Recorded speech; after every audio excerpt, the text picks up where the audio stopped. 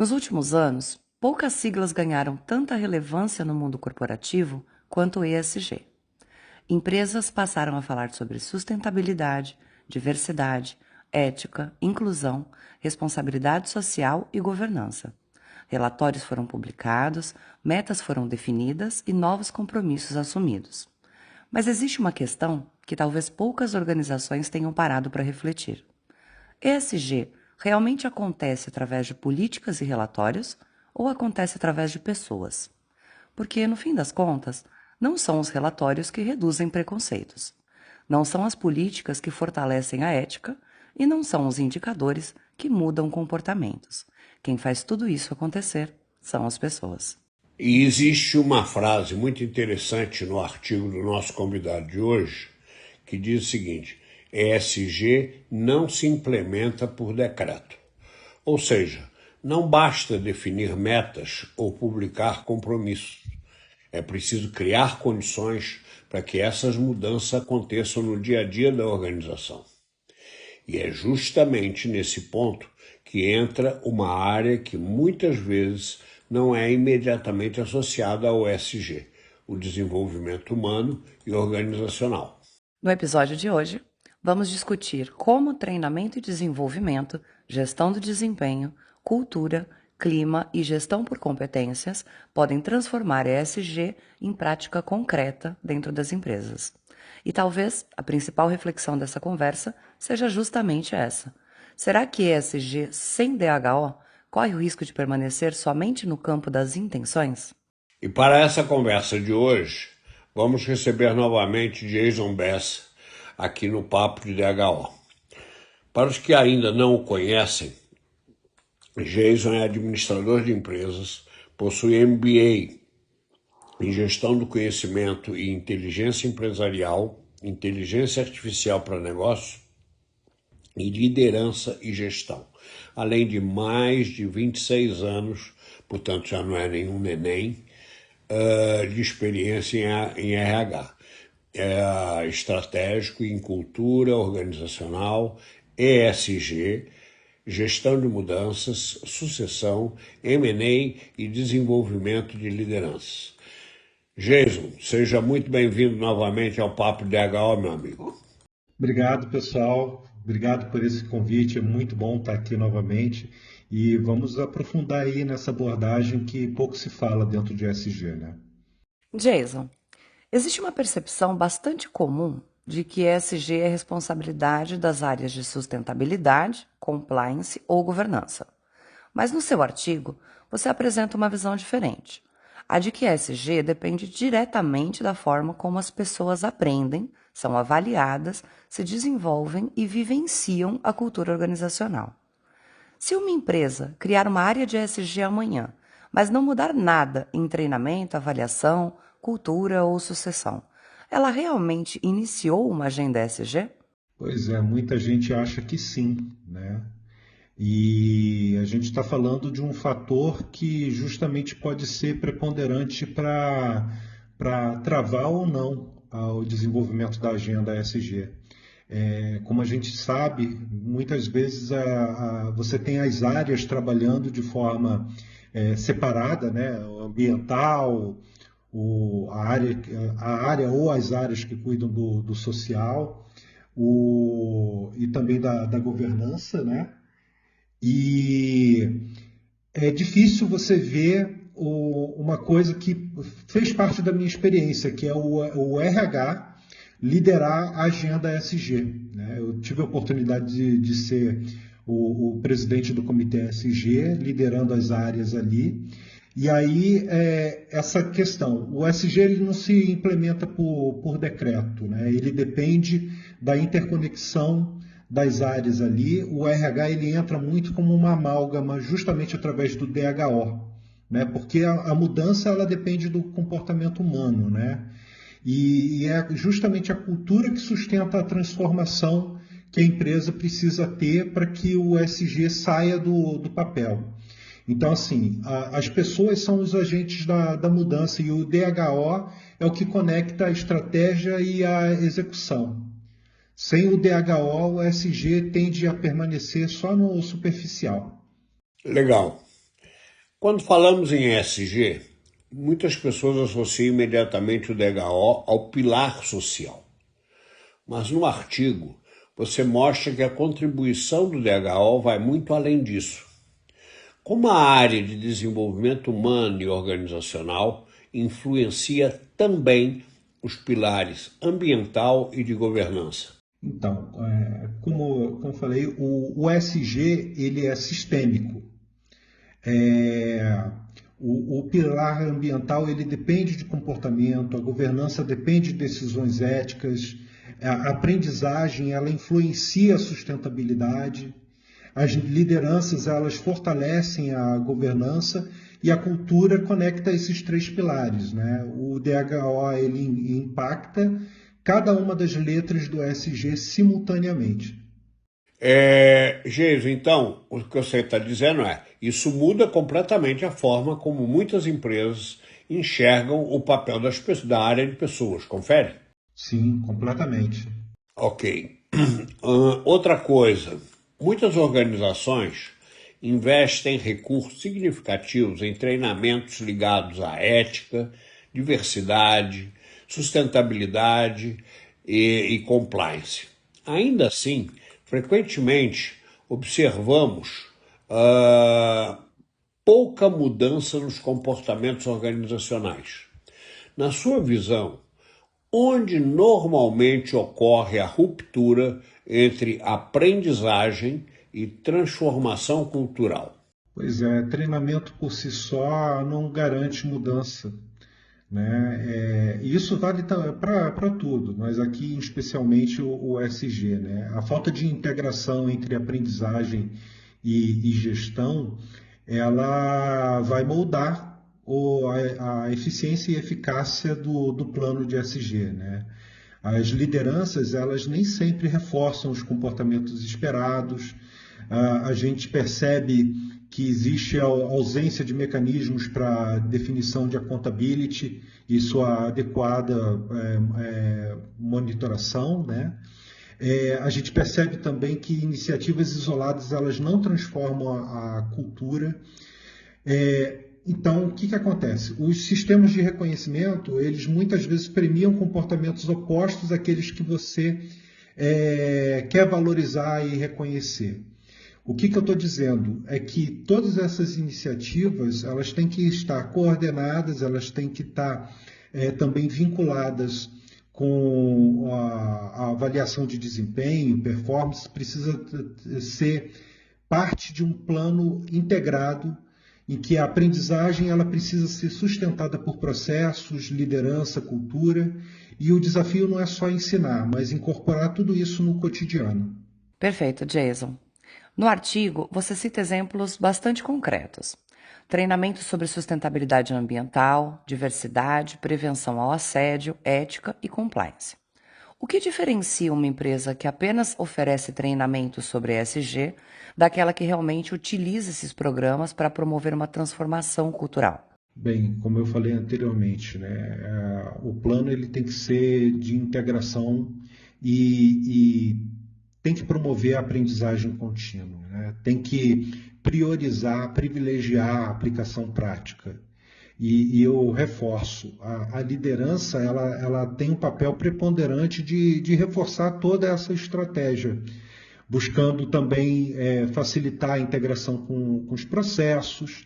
A gente precisa ter coerência organizacional para que a gente consiga medir os resultados de uma forma assim, bastante pragmática, objetiva e que faça sentido com todas as ações que foram mobilizadas. Eu tenho que integrar tudo e tenho que refletir isso efetivamente em resultado.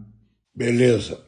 Geison, uma reflexão muito interessante do seu artigo é que a gestão de desempenho cria accountability individual para o ESG. Em outras palavras, aquilo que é avaliado passa a ser levado a sério. E segundo, outra coisa, como as empresas podem incorporar ESG nas avaliações sem transformar o processo em mera burocracia? Pois então, primeiro, estabelecer critério é o que muda, molda, né, os comportamentos. A integração do ESG dentro do processo de avaliação de desempenho, se ele estiver bem integrado com a estratégia, com as iniciativas, você utilizar esse processo para que ali nos feedbacks você possa reforçar valores, a gente vai conseguir o seguinte: o ESG, ele definitivamente ele vai aparecer correspondendo às expectativas. Então, assim, essa conexão da avaliação do desempenho com monitoramento baseado em feedback é o que vai reforçar o grau de possibilidade do ESG dar certo. As lideranças elas devem ser exemplo, né? Elas são um papel preponderante para que tudo dê certo. Os PDIs desenvolvidos por elas devem fortalecer o desenvolvimento, por isso a consultoria interna do RH de monitorar que todo esse processo ele esteja fluindo bem é fundamental. E aí sim a gente vai ter uma accountability que gera verdadeiramente uma consistência. Beleza. Você acredita, Jason, que muitas empresas ainda avaliam apenas o resultado final e dedicam pouca atenção à forma como esses resultados são alcançados? Sim, eu percebo o seguinte, que as empresas elas focam muito no resultado, mas elas não olham as causas raízes e as condições para que esse resultado, que a performance, ela aconteça. O resultado e o comportamento eles devem caminhar juntos. Então, por isso que o RH ele é preponderante aí, ele permanece como um guardião de todo o processo, né? Porque o que acontece? Performance sem ética ele gera risco, isso é um fato. E o ESG ele amplia esse conceito de sucesso. A sustentabilidade ele depende da forma de execução. A cultura ela influencia os resultados. Então, esse cuidado com todo o processo de geração da performance, as condições, os comportamentos necessários, o reforço da liderança, eles têm que ser minuciosamente acompanhados ao longo de todo o processo até gerar o resultado esperado. Perfeito. Jason, uma organização pode publicar relatórios impecáveis, divulgar compromissos ambiciosos e possuir políticas muito bem estruturadas. Mas na prática, quais sinais fazem você concluir que aquela empresa realmente incorporou o ESG à sua cultura e quais sinais revelam que tudo ainda está restrito ao discurso institucional? Olha, a gente vai voltar a uma questão que eu repito muito e repeti muito nos podcasts que eu participei aqui com vocês sobre a necessidade de coerência entre discurso e prática, né? O discurso e as decisões. A gente precisa ter um alinhamento entre os valores e as práticas gerenciais. Eu não posso ter uma dissonância disso, porque existe uma percepção de justiça organizacional que ela vai enxergar a prática, ela não vai, as pessoas elas não vão se guiar através do discurso, eles vão olhar o exemplo da liderança, vão olhar a prática organizacional e isso é um fator preponderante para você gerar confiança. Então, confiança na liderança, você promover segurança psicológica para que as pessoas performem. Então, a questão do compliance é fundamental. A gente tem a NR1 aí também garantindo que essa segurança, psicológica, essa saúde mental, ela ocorra. A gente precisa que a inclusão seja percebida no cotidiano, que haja transparência nas decisões difíceis, que o tratamento dado aos desvios éticos eles sejam efetivos e percebidos dentro da organização.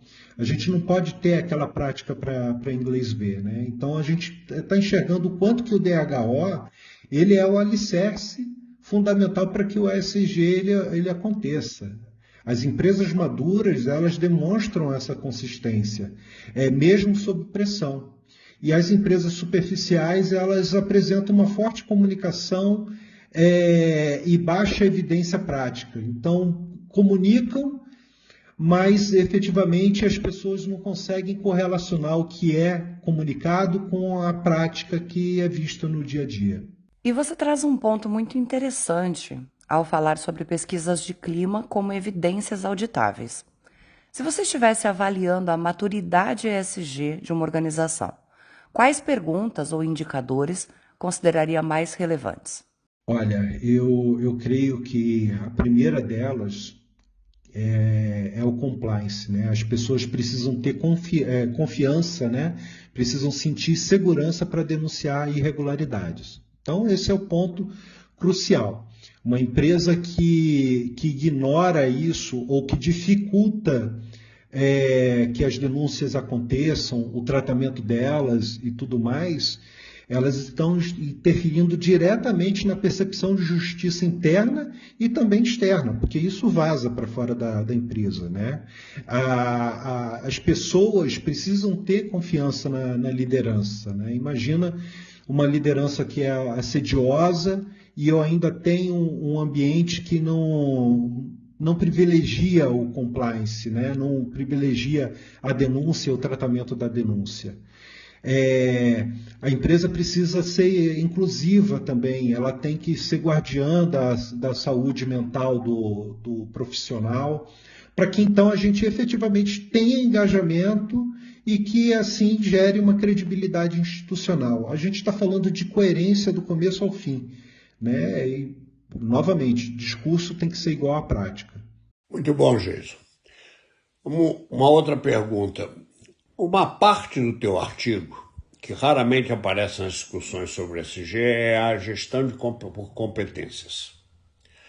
Quando falamos de sucessão e desenvolvimento de lideranças, como garantir que a consciência em relação ao tema ESG deixe de ser uma característica individual e passe a fazer parte da cultura organizacional? É justamente aí que a gente entra novamente reforçando o quão é importante o RH ter um papel de protagonismo dentro do ESG. Porque o ESG ele precisa virar competência da empresa. Você não pode ter ações individualizadas de áreas ou de profissionais. Isso tem que ser respirado dentro da organização. A liderança ela precisa ser inclusiva e isso pode ser desenvolvido. Então, é uma competência que a liderança deve ter. A ética deve ser observável e ela tem que ser parte da cultura de uma maneira assim tão forte que ela seja reconhecida pelas pessoas, né? Eu tenho que observar o planejamento e a preparação de sucessão, porque é a sucessão que garante a continuidade, né? A cultura, ela reduz a dependência dos indivíduos. Isso que a gente tem que observar, como eu estava falando anteriormente.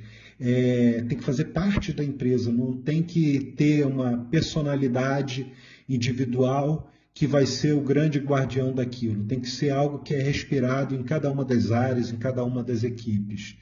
Então, isso reforça que as competências elas sustentam toda a estratégia a longo prazo, né? Ok. Outra coisa.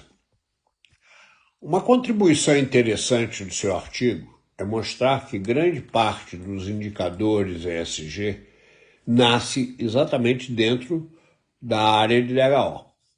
Turnover, diversidade, treinamento, clima, planejamento sucessório, desenvolvimento. Você acredita que muitas empresas ainda subestimem o valor estratégico dessas informações? Totalmente. Eu recentemente participei de um fórum de RH que a gente estava discutindo a respeito disso, né? Em época de IA, então, a gente percebe que tentam automatizar processos que não necessariamente estão alinhados, né? Repositório de dados que não necessariamente estão organizados. E são os dados que geram a credibilidade, né? O SG ele depende de evidências. Para isso eu tenho que ter processos muito bem amarrados, muito bem desenhados e integrados. Eu tenho que ter toda essa organização de dados ali de uma forma disponível e organizada para que efetivamente os indicadores possam apoiar as decisões. Então, o RH ele produz informações estratégicas ali. E essas informações elas têm que ser bastante confiáveis, porque as métricas elas fortalecem a governança. E a transparência ela exige dados confiáveis. Então, essa para mim é uma premissa assim, imprescindível. A gente precisa ter processos muito bem desenhados, dados organizados e, se houver automação, essas são as condições para que ela aconteça, até para poder a gente ter os melhores dados para acompanhar a efetividade do SG. Com certeza, Jason. Bom, nos próximos anos, quais informações produzidas pelas áreas de DHO você acredita que os conselhos de administração e os investidores ainda subestimam, mas que passarão a monitorar cada vez mais de perto? A primeira coisa que a gente pode observar aí é a NR1 que está vindo com tudo, né? A gente vê que a saúde mental e os riscos psicossociais, a segurança psicológica, elas são uma agenda que efetivamente todas as empresas vão ter que debruçar atenção, tem que fazer parte da agenda estratégica, né? A qualidade da liderança nem se fala, eu creio que é um item na agenda estratégica que está presente ao longo dos anos aí, e que faz parte também de todas as empresas, né? O desafio de você ter uma liderança pronta, uma liderança que prepare a organização, que mobilize as equipes para dar o seu melhor nas melhores condições possíveis. O tema diversidade em posições de decisão também tem sido cada vez mais valorizado no mercado. Eu vejo que algumas empresas já fazem seleções observando a questão da diversidade, né? De trazer mulheres como profissionais da comunidade LGBTQIA+, para posições de liderança. Isso é super positivo. Uma coisa que é uma pauta que eu defendo sempre que é a questão da maturidade para a sucessão. A gente ainda vê que muitas empresas têm dificuldade de trabalhar esse tema, e esse tema ele cada vez mais dentro de governança está sendo reforçado, que a gente precisa amadurecer a empresa, os líderes, para um processo coeso de sucessão. A capacidade de desenvolvimento interno de talentos também é um ponto que precisa muito ser trabalhado dentro das empresas, porque o que é talento, né? Cada um acaba tendo o seu próprio, a sua própria interpretação do que é, mas o talento que a gente está falando é aquele que está com alta adesão comportamental, alta adesão de competências e com uma performance alta, né? E como que eu desenvolvo essas pessoas? Como que eu gero perspectiva de crescimento?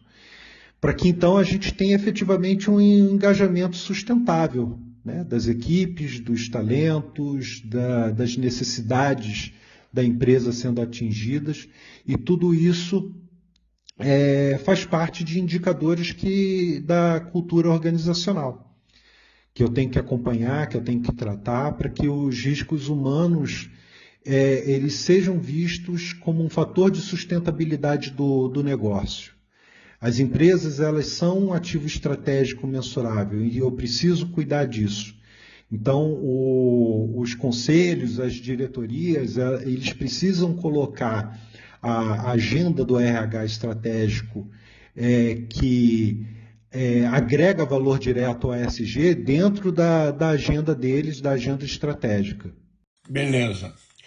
Jason, para encerrarmos o episódio de hoje, e depois de tudo que conversamos, qual é a principal diferença entre uma empresa que realmente vivencia ESG e aquela que apenas comunica ESG? É aquela velha questão, né, da empresa que faz para inglês ver. Simplesmente cada um dos setores ali gera um relatório, consolida num relatório final. Isso são as empresas superficiais, né? Agora, as empresas que efetivamente respiram e praticam a ESG, utilizando o DHO como um fator de alavancagem da prática, são as empresas que mostram a coerência institucional, que mostra consistência nas decisões de longo prazo, né, ao longo do tempo. São empresas que têm essa capacidade de transformar os princípios em processos, né? O discurso igual à prática, a gente está falando disso, né? Lideranças que sustentem a agenda mesmo sob pressão. Então, lideranças que sejam comprometidas e sejam os guardiões aí do processo de DHO, junto com as necessidades da ESG. São aquelas empresas que têm um alinhamento entre a estratégia, a cultura e gestão, tudo integrado, para que as evidências elas sejam concretas através dos relatórios. E aí sim, a gente consegue ter uma legitimidade perante os colaboradores e os stakeholders. A gente está saindo do discurso e efetivamente indo para a prática, onde o ESG está efetivamente integrado à operação e não é tratado como uma mera iniciativa paralela. Bom, talvez a principal reflexão desse episódio seja que ESG não se consolida através de discursos, relatórios ou intenções. Ele se consolida quando pessoas aprendem, se desenvolvem, recebem feedback, assumem responsabilidade e vivenciam uma cultura coerente. Isso nos leva a uma conclusão importante. Quando falamos sobre ESG, falamos sobre desenvolvimento humano e organizacional. Jason, agradecemos muito sua participação e vamos deixar agora esse espaço para suas considerações finais e para se despedir dos nossos ouvintes. Pois então, para fechar, eu digo que as empresas devem experimentar esse modelo em que o RH ele seja o maestro dessa sinfonia que tem os representantes da área ambiental, de governança, toda a parte jurídica de compliance, e que aí a gente tenha realmente uma sinfonia que é o ESG, né? Através do DHO, que vai fazer com que todas essas áreas elas funcionem efetivamente de forma integrada e correspondendo, sendo causa e efeito entre si. E eu quero agradecer mais uma vez essa oportunidade aqui de estar conversando com vocês sobre um assunto tão importante e oferecendo um olhar que normalmente não se tem dentro do tratamento do ESG. Nós que agradecemos.